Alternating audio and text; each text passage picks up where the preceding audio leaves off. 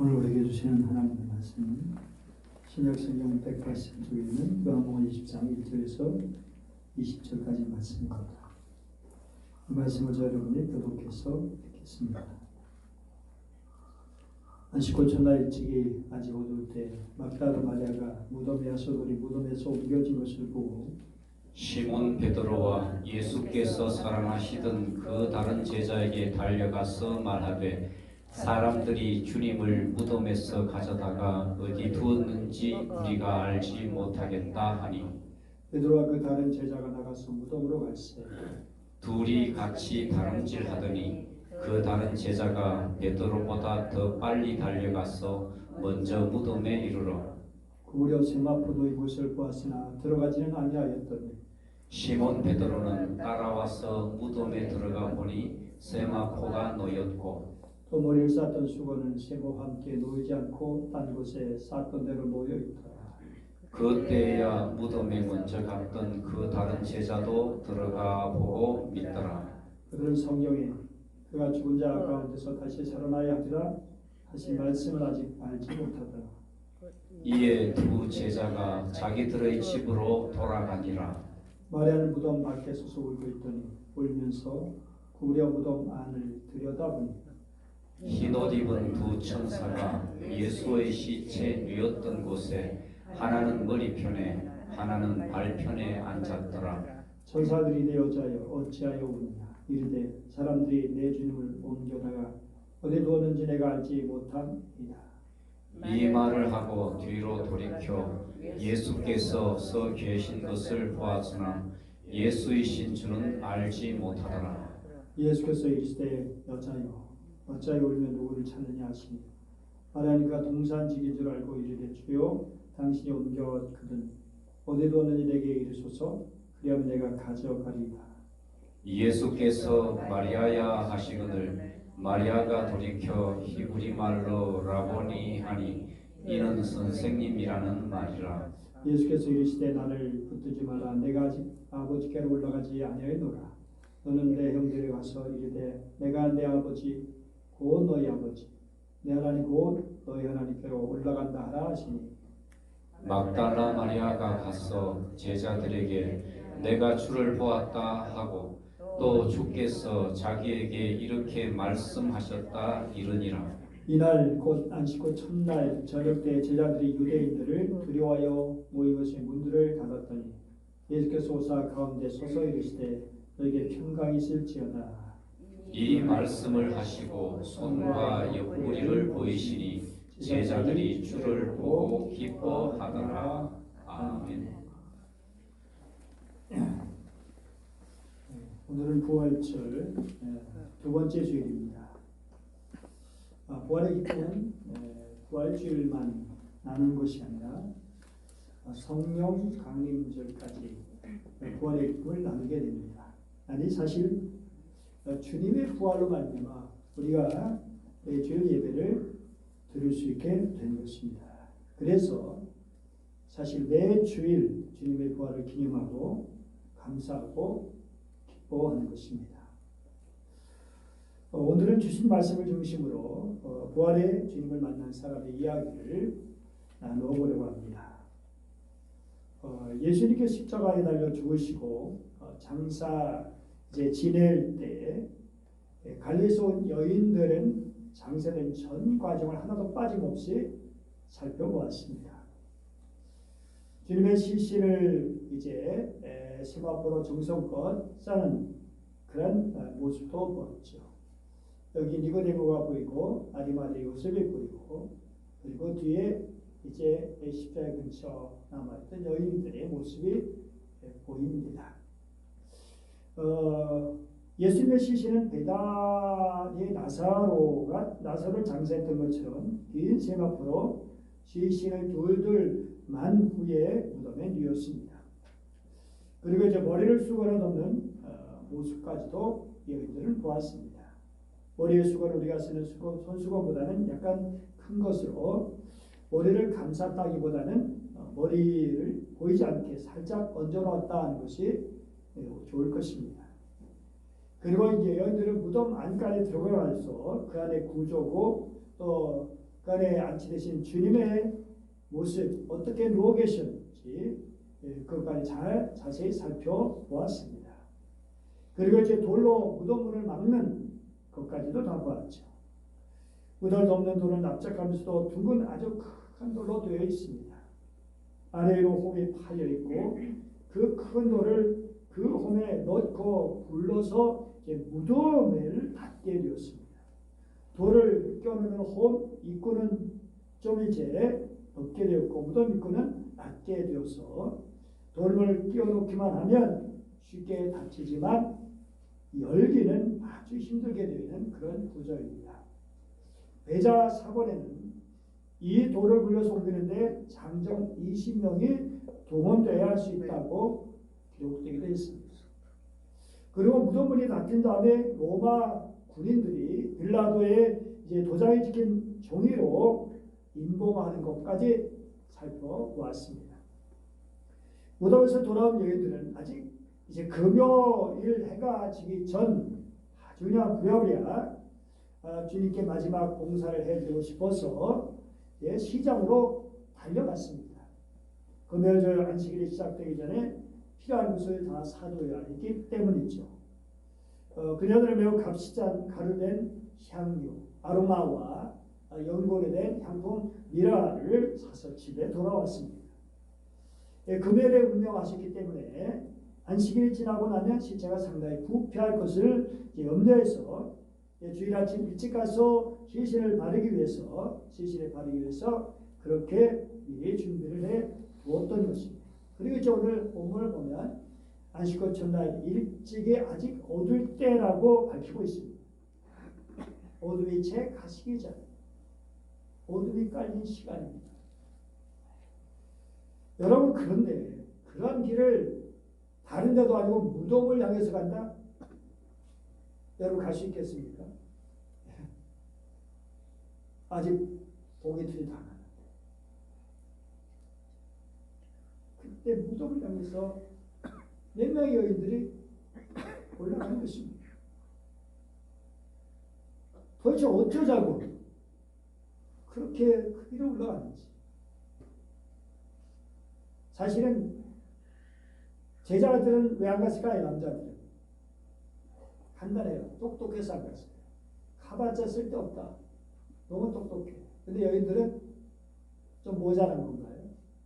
좀 바보 같은 건가요? 정말 그 마음에 주님을 사랑하는 마음이 가득하니까 바보가 되어버리는 거예요. 근데 요한복음은 여러 여인들 중에 오직 막달라 마리아만 기록하고 있어요. 그 중심이 여인들 중심이 막달라 마리아이기 때문일 것입니다. 그의 마음은 주님을 그리워한 마음으로 가득 차 있었어요. 아마도 두려운 마음, 그 사랑 속에 삼킴을 당했을 것입니다. 그런데 무덤 앞에 펼쳐진 상황, 거의 기절초크할 상황이죠. 무덤문이 열려 있는 것입니다. 군사들이 지키고 있었고 엄청나게 큰 돌문인데도 말이죠.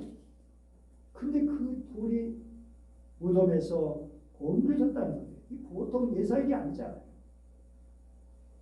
옮겨진 말을 보면 원어로 보면 운반하게서 들어 올리다 취하여 나르다 빼앗아 가다라는 뜻이 들어있습니다. 누가 그 돌을 올려서 치워버린 거예요. 무덤을 막았던 돌을 누구가 번쩍 들어서 던져버린 것처럼 돌이 무덤에서 떨어져 옮겨져 있었다는 거죠. 마태복음 이 사실을 아주 생생하게 그리고 있습니다. 그것은 다름 아니라 천사가 하늘에서 내려와 돌을 굴려내고 그 위에 앉았다 라고 그렇게 기록하고 있습니다.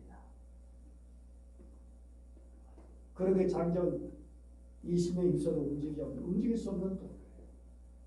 빌라도 인봉 그것을 찍고 굴려버렸다는 사실은 참으로 놀라운 일이 아닐 수 없습니다. 근데 정말 이상하게도 그러면 우리 같으면 야 부활하셨다 그런 생각이 딱 들어야 할 텐데 부활은 상상도 못했다는 거예요. 말이야. 다른 일도 마찬가지. 그냥 누군가 주님의 시신을 옮겼다만 생각하고 즉시 제자들이 달려서 본대로 보고했어요. 그러니까 빈 무덤이 부활의 결정적인 증거가 아니라고 하는 얘기예요. 막달라 마리아의 소식을 듣고 베드로와 주님이 사랑하시던 제자가 무덤을 향해서 달리기 시작했습니다. 아주 둘이 열심히 달리는 그런 모습이 생생하게 우리가 느낄 수 있습니다. 자, 이 마리아의 말을 듣고 여인들의 말을 듣고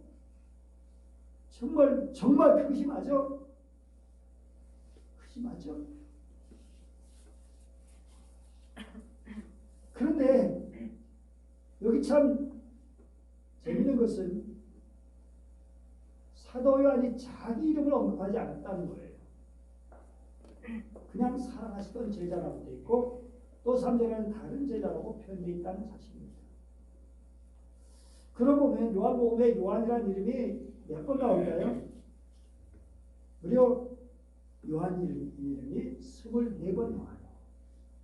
그런데 그 요한 그 중에서 20번은 세례 요한을 말하고 4번은 누구를 말할까요?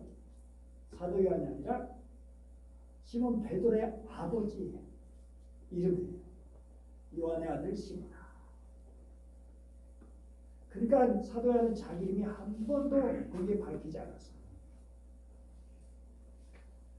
왜냐하면 자기 이름이 중요한 게 아니라 주님의 이름이 중요하고 자기가 아니라 주님께서 알려주시는 것이 중요했기 때문이죠. 가면 위대한 신앙의 이분들은 다 이름도 없이 빛도 없이 성경 기록을 했어요. 마테마가 누가복음에 기록된 예수님께 항의를 부어드린 여인 이름이 기록되지 않았죠. 주님께 나귀를 빌려드린 사람도 죄 만찬할 수 있도록 다락방을 빌려드린 그런 오병이어를 드린 소년의 이름조차도 밝히지 않고 있어요. 왜 그럴까요?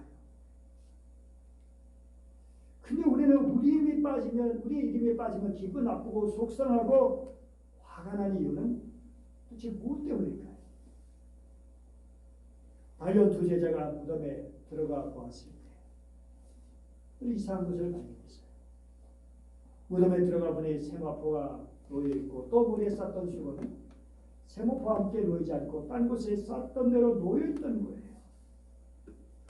정말 그 현장을 생생하게 봤죠. 요한복음에 전해라는 대로 설명하면 다음과 같이 하면 좋을 거예요. 주님의 시신은 급히 물질 세계에서 떠났고 거기에는 시체를 싼 세마포만이 그대로 남아있었고 주님의 머리를 감은 수건은 아직도 머리가 놓였던 위치에 그대로 있었는데 그것도 머리를 싸맸던 둥근 모양 그대로 감겨져 있었다는 거예요. 어떻게 여러분? 아니 시체를 둘둘 말아서 장사를 지냈는데 세마포만 남고 시체는 사라졌단 말인가요? 누가 훔쳐갔다면 당연히 그것까지 다 들고 와서 세마포는 딱 벗겨놓고 할까요? 어떻게 머리가 빠져나갔는데도 머리 수간이 그 형태에 그대로 있을 수 있는가요? 아니 이런 걸 먹어도 주님의 부활을 믿지 않은 사람이 있는가요? 근데 있었어요. 누가요? 제자들이요. 8절 보니까 그때 무덤에 먼저 왔던 그 다른 제자도 들어가 보고 믿더라 돼 있는데 이게 정말 예수님의 부활을 믿은 거냐? 그게 아니에요. 그냥 마리아의 말을 믿은 거예요. 예수님의 시신이 없다는 거. 그리고 9절에 보니까 그들은 성경에 그가 죽은 자 가운데서 다시 살아나리라 하신 말씀을 아직 알지 못하더라. 그러니까 주님의 부활은 생각도 못했다는 거예요. 믿지 못했다는 거예요. 그러니까 빈 무덤도 세마포나 수건조차도 결정적인 부활의 증거가 되지 못했다라고 한 것입니다.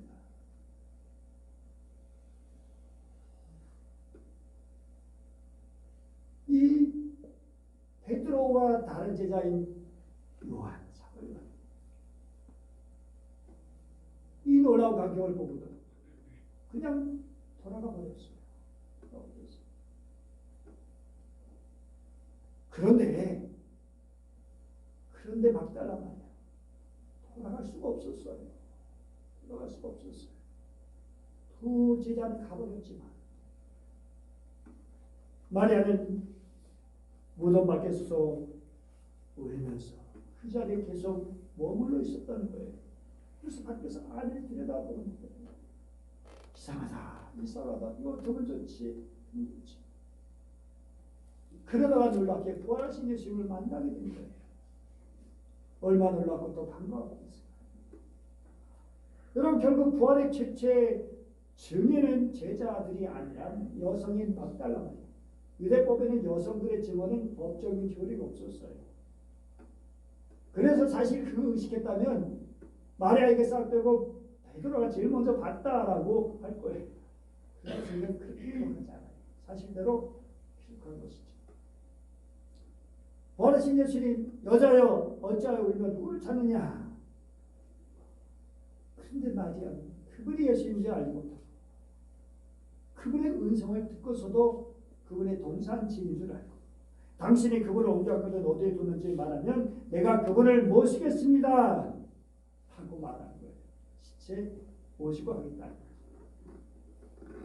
아직까지 이걸 보면 마리아는 예수님의 부활을 믿지 못했다는 거예요. 예수님을 봤어. 그렇다면 부활의 결정적인 증거가 무엇입니까? 마치 주님께서 뭐라고 하시죠? 마리아야 라고 말씀하시죠. 그러자 비로소 주님인 걸 알고 라보니 선생님이란 말이죠. 부르면서 주님의 옷자락을 잡아요. 결국 부활의 결정적인 증거는 부활하신 주님을 인격과 인격으로 만나는 것입니다. 그로 제자들이 나타나시고 도마에도 나타나시고 사도 바울에게도 나타나시고 그리고 계속해서 강단한 믿음의 사람들이 나타나시고 지금도 우리에게까지 나타나십니다. 우리의 눈으로 부활하신 주님을 뵙지 못했지만 그러나 가슴으로 뜨거운 하나님의 성령의 인도하심으로 우리 예수님의 부활하신 주님을 느끼고 그분을 경험하십니다. 사랑합니다. 하버드 대학 심리학자인 닥터 하워드 맥그라 교수가 고등학생 1000명을 대상으로 이런 설문조사를 했어요. 이 세상 역사상 가장 위대한 사람이 누구냐? 자, 그럼 어떤 결과가 나올까요? 자, 결과를 보니까 프랭클린 루즈벨트 대통령 366표, 아브라함 링컨 227표, 그리고 예수 그리스도 157표. 여러분 어떤 생각입니까? 아니, 여러분 다른 나라도 아니고 그래도 믿는 사람이 많은 그런 나라. 어떤 사람이 아니 이게 크리스천 나라를 누가 말할 수 있냐? 그때 한 사람이 이런 말을 했어요. 예수님에 대한 낮은 평가는 절대로 이상한 일이 아니다. 왜냐하면 주님께서 부활하신 후에 하나님께서 그를 높여 하늘에 계시도록 해서 사람들이 눈에 안 보이기 때문이다. 사람들이 안 보이니까 그런 것이다. 여러분 이 말을 어떻게 생각하십니까?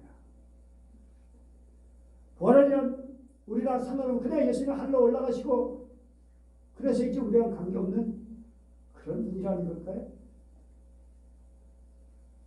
아니죠. 보험서 기자들이 그리고 초대교회 성도들이 예수님의 부활을 외친 것은 무엇입니까? 그 부활하신 주님이 지금도 우리와 함께 계신다는 것을 알리고 싶었기 때문입니다. 우리가 부활을 믿는다는 것은 부활의 객관적 사실을 믿는다는 것, 그 이상으로 부활하신 주님이 지금 우리와 함께 하신다는 사실을 체험하며 사는 것입니다. 그러므로 부활주일, 열린 무덤을 바라보는 주일도 아니고 세마포를 바라보고 즐거워하는 주일도 아닙니다. 부활주일은 주님의 부활하신 것을 축하하는 주일이고 부활하셔서 오늘 우리 함께 하심을 기뻐하고 찬양하는 주일이고, 우리 일상생활에서 함께 하시는 주님이 너무 고맙고 감사하고 사랑스러워서 그분이 우리 함께 계시고 우리 함께 계시기 시작한 그 역사적인 계기를 기억하려고 하는 것입니다.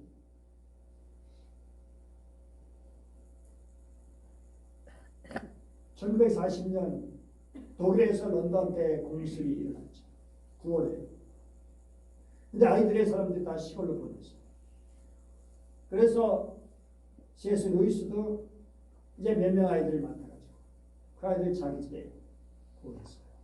애들 심심하니까 아이들이 이야기를 들려줬어요. 그러면서 자기가 옛날 옷장 속에 들어가서 거기서 숨어서 놀던 그런 얘기 해줬어요. 그런데 그때 어떤 아이가 그 옷장 속에 뭐가 있었어요?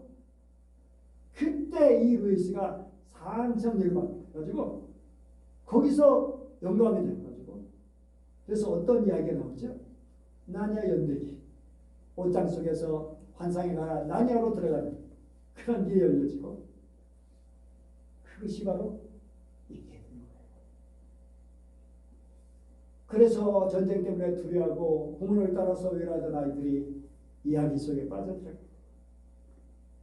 오늘 제자들, 도발을 제한 제자들이 함께 모였는데, 자들은 유대인들이 무서워서 모도문을 걸어다니고 꼭꼭 숨어 있었어요. 얼마나 두렵고 긴장되는지, 바스락 소리만 해도 밖에 소리가 나도 긴장할 수 있는. 근데 깜짝 놀랄 일이 벌어졌어요. 바로 예수님께서 그들 가운데 들어서신 거예요.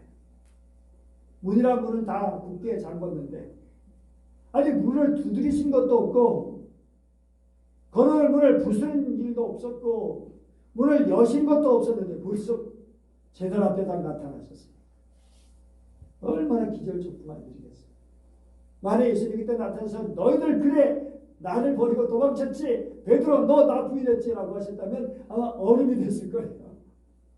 그런데 예수님께서 정말 어떻게 하셨을까요? 예수님께서 오사 가운데 서서 뭐라고 말씀하시죠?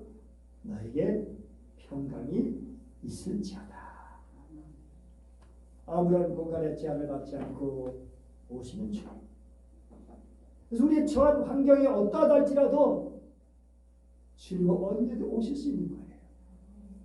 제한받지 아니하시고 아무리 힘들고 어렵고 날씨 충만하고 절망받을까 하는 그런 환경 속이라도 주님 그걸 뚫고 들어오셔서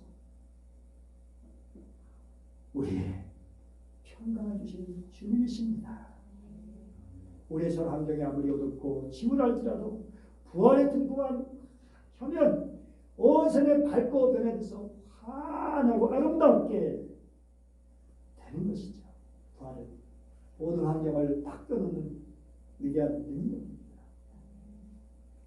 너에게 평화가 있기. 그러면서 못 박인 두 손과 장애질들이 옆구리까지 보여주셨어요. 그때 제자들이 얼마나 기뻐했는지 안도가 되고 너무 기쁘고 감사하고, 예수님 또다시 너에게 평강이 있기를, 평화가 있을지어다 라고 두 번이나 반복해서 말씀하셨어요. 불안해하고 두려워하고 떨던 그런 제자들에게 여러분, 우리 주님께서 주시고자 하는 것이 무엇입니까? 하늘의 평안이에요. 평안이고 평강이죠. 수많은 천군 천사가 찬송한 내용, 저렇게 높은 곳에서는 하나님의 영광이요 땅에서는 기뻐하심을 입은 사람들 중에 평화로다. 이거 정말 엄청난 시계의 찬양 노래 가사예요. 수많은 천군 천사들이 얼마나 멋있었을까요? 그런데 이분들이 무슨 어떤 외국의 무슨 대란 공연장, 우리 세종문화회관 그런 데서 한 게 아니라 들판에서 목장을 앞에서 이 공연을 했어요. 찬양을 했어요. 얼마나 귀한 것입니까? 사랑하는 여러분, 정말 우리 에베소 2장 14절 뭐라고 했죠? 그는 우리의 화평이십니다. 둘 하나를 만드사 원수된 것고 중간에 막힌 담을 자기 육체로 하셨다. 우리의 평화가 되시는 주님이시죠. 우리 주님께서 우리 한 사람 한 사람 비록 현실이 어렵고 힘들고 불안하고 두려운 상황이랄지라도 우리에게 평화를 주셔서 너희의 그 모든 현실을 이기게 하시고 담대하게 하시고 승리하게 하신 줄 믿습니다. 동시에 주님은 개인뿐 아니라 공동체에도 평화를 주시고 원하셔요. 실로 우리 민족은 그 어떤 민족보다 평화를 필요하고 평화를 갈망하고 있어요. 끊임없이 일시에 침종을 받고 서로 한민족끼리 전쟁까지 했던 우리 민족의 평화란 말이 얼마나 매혹적이고 아름다운 말인지 모르죠. 함석한 선생님께서 뜻으로 본 한국 역사에서 이렇게 말했어요. 한국의 역사는 고난의 흔적이다. 5천년 역사의 소리는 신음소리 한 맺힌 역사다. 찢어지고 갈라짐의 역사요. 잃고 떨어짐의 역사다. 그러기에 이 역사를 쓰다 보면 붓을 놓고 눈물을 닦지 않을 수 없다. 그래서 눈물을 닦지 않으면 다시 닦지 않으면 다시 쓸 수 없는 눈물진 역사다. 이 역사가 그런 거예요. 정말 역사를 읽어보면 막 통곡하고 울고 싶고 분통이 터지기가 안타깝게.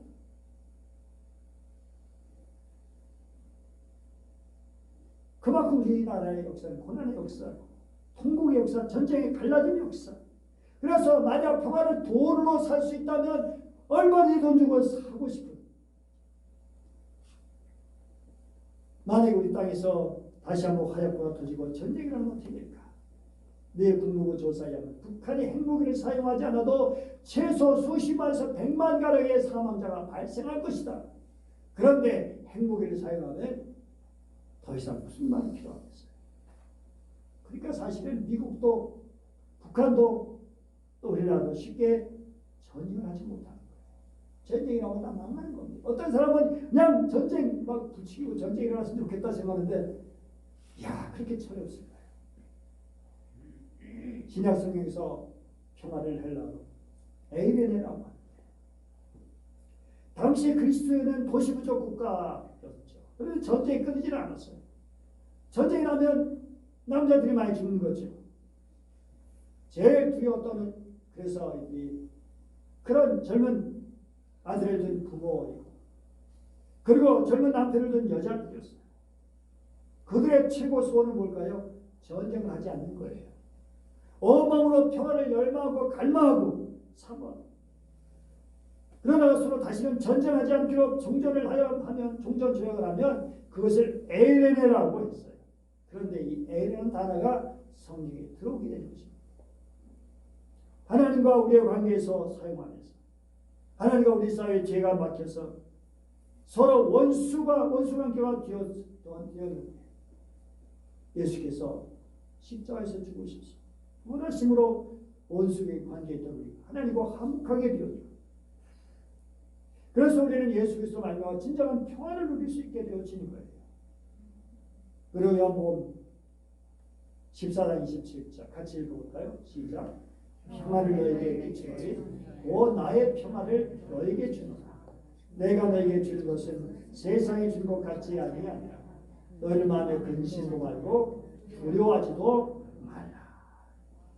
사랑이라 이렇게 주님의 평화를 주시는 거예요. 그러나 부활 믿는 사람의 생활은 달라져야 되죠. 주님 말씀하시던 하나님 믿으니 염려하지 말고 두려워하지 말고 말씀대로 항상 기뻐하고 감사하고 영원한 생명을 확신하고 살아가는 거죠. 주님께서 물질이나 소유에 매이지 않으셨듯이 그렇게 않으시듯이 우리도 어떤 소유와 물질에 매이서는 안 될 거예요. 제일 부한 사람, 그런 사람이 돈독에 매이는 사람, 어떤 세상 것에 매이는 그런 사람. 여러분 물질이나 어떤 것이 우리의 궁정의 목적이 아닙니다. 우리 궁정이 자랑이 아닙니다. 다 없어져요. 돈이고 명예고 우리 건강조차도 다 없어질 때가 있습니다. 그러나 중요한 게 뭡니까? 우리가 주님과 관계.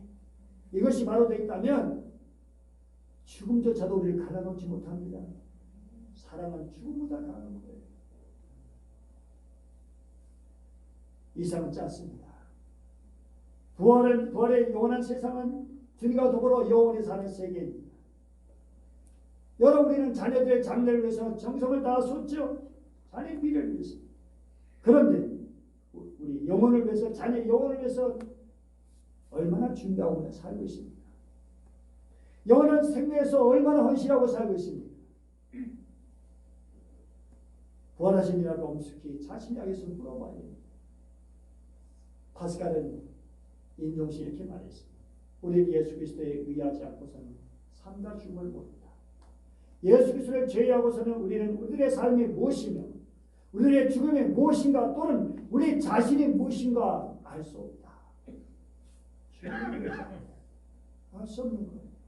무지한 인생이 되는 거예요. 공산치하에서 오랫동안 감옥 생활했던 리차드 범프렌트 목사님, 감옥에서 잠시 풀려나왔을 때 이 아들 미아이가 이렇게 물었어요. 아버지는 그 많은 고통을 겪으셨는데 그 고통 통해서 무엇을 배우셨는가요? 알고 싶어요. 그래서 아들을 끌어안고 이렇게 말했습니다. 아들아, 내가 아는 것은 첫째 하나님이 계시다는 거야. 둘째 그리스도께서 우리의 구세해 주시다는 거야. 셋째 영원한 삶이 있다는 것이고 마지막으로 사랑이 최선의 길이라는 것이다. 그러면서 그의 저서의 하나님의 지하운동에서 이렇게 말했어요. 한 인간의 생애와 그와 같이 감옥에 있었던 다른 사람들이 일어나진 일을 써놓은 이 책의 모든 이야기 뒤에는 우리의 믿음을 끝까지 붙들어 주시고 우리에게 승리할 힘을 주신 눈에 보이지 않는 그리스도께서 서 계셨습니다. 주님께서 서 계셔서 구원해 주시고 격려해 주시고 도와주시고 이끌어 주시고 인도해 주시고 가슴에 넘치는 기쁨과 평안을 주시고 그래서 감옥에 갇혔지만 행복했습니다. 사랑합니다. 주님께서 제자들에게 의심하는 도마에게 그리고 맨발 오던 두 제자에게 나타나 자신을 보여주시고 성경을 풀어주시고 자신의 부활을 증거하셔서 그 마음을 뜨겁게 해주셨죠. 지금 우리는 부활을 믿습니다. 부활의 주님 우리 함께 하실 것을 믿습니다. 영원히 그분과 함께 살 것도 믿습니다. 그렇다면 사람이 형제 자매들이고 무엇인지 진실하십시오. 무엇인지 경건하십시오. 무엇인지 옳은 길로 하십시오. 무엇인지 순결하십시오. 무엇인지 사랑스럽게 되십시오. 무엇인지 명예롭게 되십시오.